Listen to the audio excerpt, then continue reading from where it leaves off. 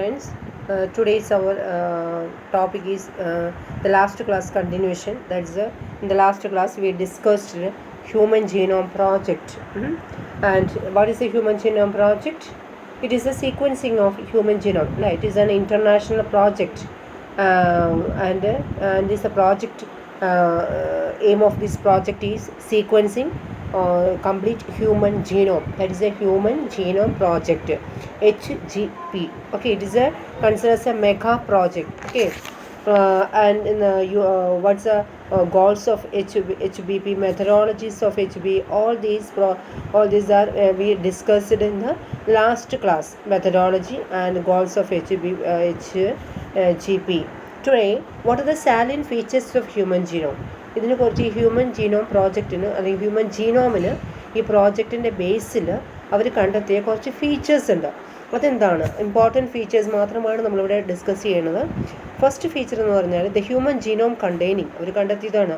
The human genome contains 3164.7 million nucleotide bases. അത്രയും bases human ജീനോമിലുണ്ടെന്ന് അവർ കണ്ടെത്തിയിരിക്കുന്നു. Okay, the human genome contain 3164.7 million nucleotide bases. The average gene consists of 3000 bases, but sizes vary greatly with the largest. നോക്കിക്കേ, ഏറ്റവും ഒരു average ജീനിൽ 3000 bases ഉണ്ടെന്ന് അവർ കണ്ടെത്തി. The average gene consists of 3000 bases, but the sizes of the gene vary greatly with the largest human gene എന്ന് പറയുന്നത് ഡിസ്ട്രോഫിന് at 2.4 million bases. ഏറ്റവും largest human genome എന്ന് പറഞ്ഞാൽ ഡിസ്ട്രോഫിനാണ്. അതിനുള്ള 2.4 മില്യൺ ബേസസ് ഉണ്ടെന്ന് അവർ കണ്ടെത്തി. ഇതാണ് first salient feature. Okay, first salient feature എന്ന് പറയുന്നത് സൈസ് ഓഫ് ജീൻ വേരി ചെയ്യും. ഒരു ആവറേജ് ജീനിൽ 3000 ബേസസ് ഉണ്ടായിരിക്കും. പിന്നെ അതേപോലെ തന്നെ ദ ലാർജസ്റ്റ് ജീൻ ഏതാണെന്ന് കണ്ടെത്തി ഡിസ്ട്രോഫിനാണ്. അതിന് 2.4 മില്യൺ ബേസസ് ആയിരിക്കും. നെക്സ്റ്റ് ഫീച്ചർ എന്ന് പറഞ്ഞാൽ total number of genes is estimated at 30,000. Total number of genes എന്ന് പറയുന്നത് 30,000 ആണ്. Much lower than previous estimate of 80,000 to 1 lakh to 40,000 jeans.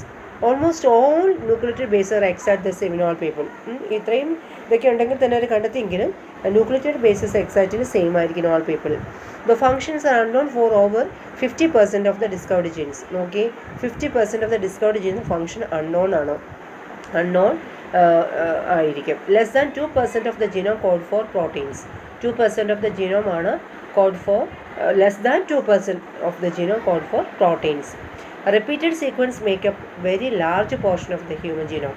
Human genome വേറൊരു പ്രത്യേകതയാണ് റിപ്പീറ്റഡ് സീക്വൻസ്. റിപ്പീറ്റ് ചെയ്തിരിക്കുന്ന സീക്വൻസസ് ഹ്യൂമൻ ജിനോമിൽ കുറേ ഉണ്ടായിരിക്കുമെന്ന് അവർ കണ്ടെത്തിയിരിക്കുന്നു. Repeated sequences make a very large portion of human.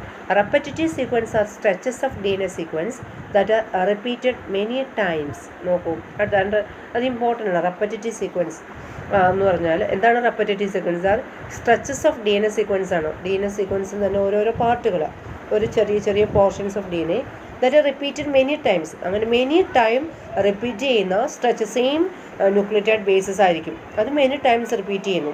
അതിന് നമ്മൾ റെപ്പറ്റേറ്റീവ് സീക്വൻസ് എന്ന് പറഞ്ഞാൽ സംടൈംസ് 100 to 1000 ടൈംസ് റിപ്പീറ്റ് ചെയ്യുന്നു. They are thought to have no direct coding function but they shed light on chromosome structure, dynamics and evolution. ആ repetitive സീക്വൻസിന് ഒരു direct coding function ഒന്നുമില്ല. But they shed light on chromosome structure, dynamics and evolution.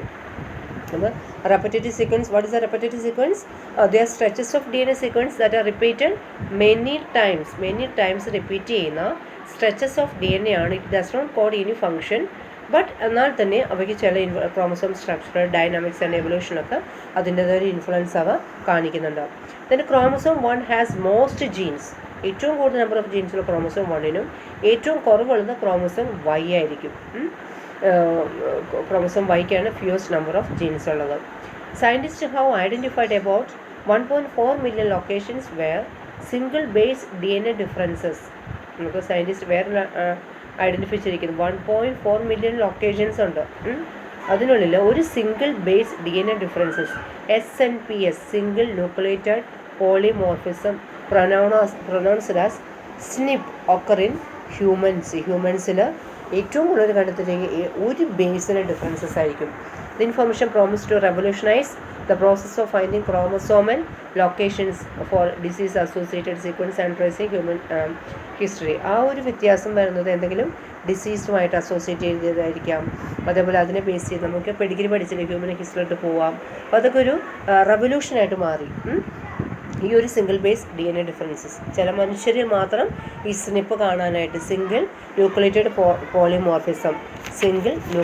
Polymorphism അതിനെയാണ് നമ്മൾ snip എന്ന് പറയുന്നത്. അതായത് പോളിമോർഫിസ് the occurrence of more than genetic മെറ്റീരിയലാണ് പോളിമോർഫസ് എന്ന് പറയുന്നത്. അതായത് സിംഗിൾ ന്യൂക്ലിയേറ്റൈഡിൻ്റെ ചിലപ്പോൾ അതിൻ്റെ റിപ്പീറ്റ് മോർ ദാൻ നമ്പർ കാണപ്പെടുന്നു.